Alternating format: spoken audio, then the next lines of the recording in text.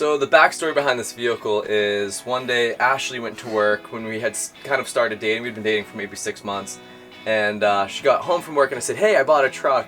We're gonna build this vehicle. It's gonna take us 2 months of 16-hour days. It's gonna be brutal, but when it's done, we're gonna live on the road. It's gonna be amazing. She's like, okay, cool. What ended up happening was I worked 16 hours a day, 7 days a week for 2 months, and I wasn't even close to being finished. Previous to this, I've lived in a bunch of different vehicles and a bunch of different alternative living situations to save money. So we tried to build this for 10% of what an Earthroamer costs. We're finally here and it feels so good to be like living out of it on the road, experiencing these things that we're super passionate about.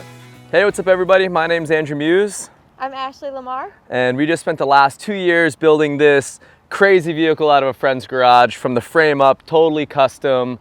Was one of the hardest things we've ever done. This is the Earthroamer. It's a 2004 Ford F550, four-wheel drive. We bought it with a little over 100,000 miles on it. When we got it, it was just a white work truck with a tool bed on the back with a Tommy gate. And basically we pulled the bed off of the truck and built everything from the frame up. We have a buck stop bumper here with Baja design lights kind of all around, up high, down low, with a 16.5 thousand pound winch on the front here. We have 41-inch Continental MPT 81 tires. We also converted it from a dually to a single with the buck stop conversion kit. So that came with the bumper, wheels, tires, lift, suspension, and fender flares. And then basically we wrapped the truck. It was white, kind of with this design that's similar to the van I had for season 1 of the Tiny Home Adventure.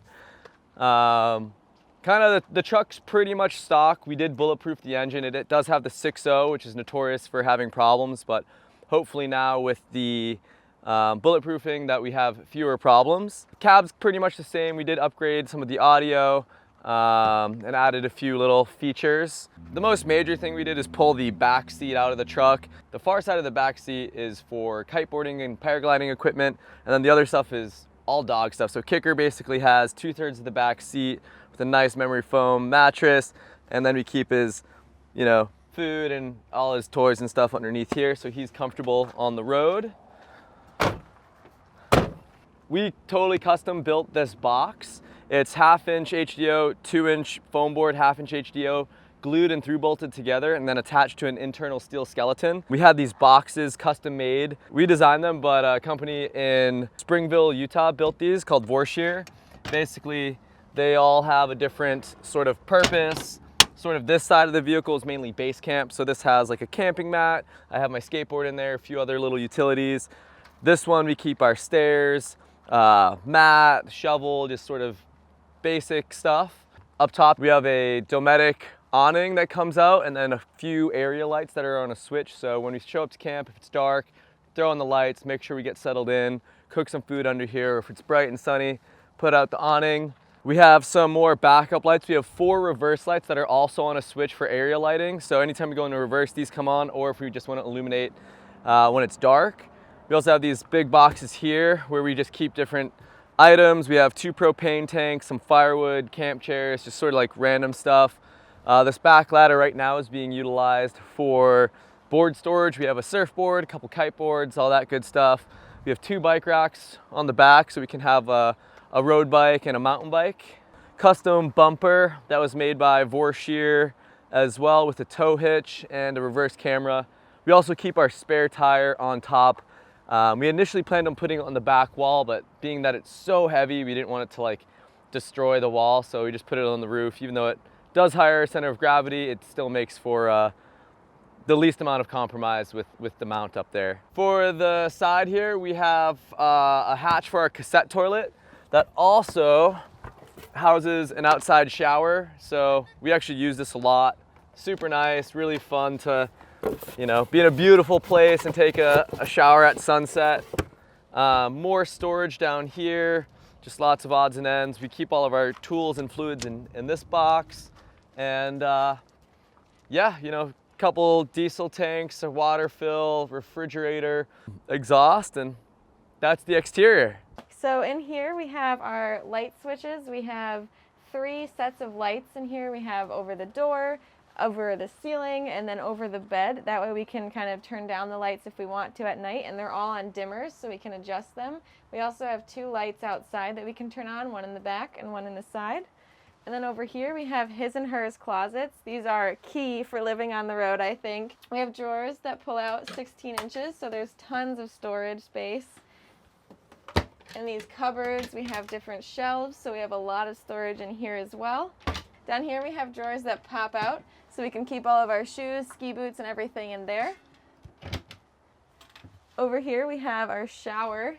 I insisted on this part for the vehicle. Andrew didn't want a bathroom, but we have a big shower pan, we have a cassette toilet in the back, and then it ends up being kind of our storage. So in the summer it's wetsuits, in the winter it's all of our ski gear, and it's perfect. It's really spacious in there, and there's a window and a fan. Over here we have our fridge. This fridge is actually bigger than the one we had in our apartment before moving into this, which is nice. It opens up and has all this space, and then it also has a freezer, which is really nice for ice cream on the road. We have some more food storage up here, and this big drawer down here for food as well. And then over here we have our dinette table. Underneath this cushion we have our furnace. It's a propane furnace, and then also dog food storage. So all of Kicker's food goes down in here, and then our thermostat is up here. So this is the pass-through. Andrew really wanted to do one, and I told him no because it was one more thing to go wrong, but it actually ended up being great. This plug pulls out, and it's really insulated, so when the truck gets really hot or cold, this place stays the same. And you can crawl directly into the truck from here. It's just connected with an accordion boot, so no snow or water can get in, and it's been perfect. We use it pretty much every day, and I was definitely wrong about installing it. All right, so we have 3 175-watt solar panels for a total of 525 watts of solar, and sort of our electrical bay lives under this bench here. I'll give you a little tour here.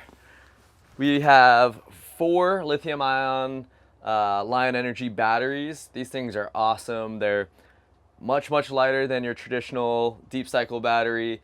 They hold I think 105 amp hours per battery, and with our solar and our battery bank we're able to run all of our lights, our refrigerator, our external monitor, charge batteries. We haven't really been limited yet unless we get buried in snow and then I just have to sweep off the panels. Our battery bank can be charged by the alternator of the truck, so when we're driving along that helps charge them, solar, or if we plug in or run a generator. We don't currently have a generator right now. We don't really need one yet. It hasn't been too hot to run the AC. We would need a generator for the AC, but so far it's been pretty good. As for the bed, we have a queen size bed. We did shorten it by like 3 inches just because Ashley and I are a little shorter because we wanted to optimize some of our storage space here. Underneath the mattress, we actually have this stuff called Hypervent, which we initially used to try and get rid of some moisture that was building up. That didn't quite do the trick. So then we got the Froley system here, which is quite popular in the RV and boat world. And it's been great. Adds a little bit of comfort and lots of airflow. So now we have no more issues with any kind of moisture underneath the mattress. And then for the end of the bed, we have this sort of split foot locker. The far end ends up being just dirty clothes. We just chuck all our clothes into that corner and they make their way into the dirty clothes box. Then this side's just random long tripods and stuff like that. A little monitor here, sound bar, so we can get some music going in here. The sound bar is also just velcroed on there, and you can put it out the window if we want to have some exterior sound. And then I've got sort of like a charging compartment up here and more storage down below. Also, this chair is great because it's sort of tapered. So instead of having to lock it down when we're going down a dirt road, all I have to do is turn it and it fits perfectly in there and doesn't like shake its way out and fall all over the place. And when we're in here, Kicker has a small bed. He likes to be under my feet while I'm working.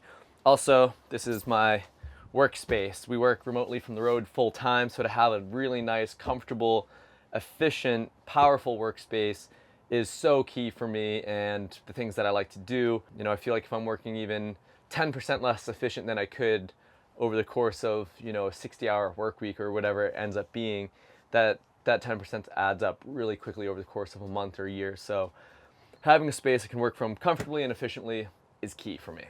So this is our stove. It's a 3-burner stove over here, and then it also has an oven that pops out. It's really nice. You can cook pizzas and everything in there. And then down here we just have our water heater and some more extra storage for kitchen utensils. Up here we have more kitchen storage. So this one is all of our pots and pans and plates and silverware. And these are really nice. They keep, if you push them up, the drawer stays open. Before we had it closing on us, and they're a lifesaver. Our friend made us this macrame fruit basket. I had been keeping all my fruit and vegetables in the sink and it drove him crazy. So this is perfect to keep everything up here. And then down here we have our garbage and more storage for kitchen things. And it also has our water heater power switches. And then over here we have a stainless steel sink in the sycamore countertop. He wanted it inlaid. And then our faucet. And that's pretty much the kitchen. I used to be such a type A person that always had to know like the plans and what was next, and now it's really changed me into kind of going with the flow and just enjoying where we're at. It's been quite the experience getting used to living in such a tiny space, especially when you work together, you live together, but it's been great. You don't need to have this crazy huge budget. You don't need to spend 2 years of your life building this insane vehicle, and my advice is just go for it. Right now, we're in the middle of filming season 3 of the Tiny Home Adventure, which is a self-produced kind of travel, action sports, dog, lifestyle series. We just dropped episode 3 the other day, and yeah, our plan right now is to sort of travel the northwestern US before heading down to Baja, sort of pushing both Ashley and I outside of our comfort zones through different action sports while meeting up with some of the most interesting people in the world and incorporating Kicker as much as possible. If you're interested in following along, you can follow me at Andrew__Muse on Instagram or on YouTube at just Andrew Muse. You can check out the series there. I'm the Unexpected Adventurous on Instagram, and Kicker is KickerDogMuse. Also, we have the Tiny Home Adventure Instagram handle, which is mostly tiny home stuff. Mine's sort of a little bit of everything from snowboarding, action sports, lifestyle, my photography, a little bit of everything. So it just depends on what you're interested in. And yeah, we're pretty excited to be on the road. We'd love for you to join us on this amazing trip we're about to set off on.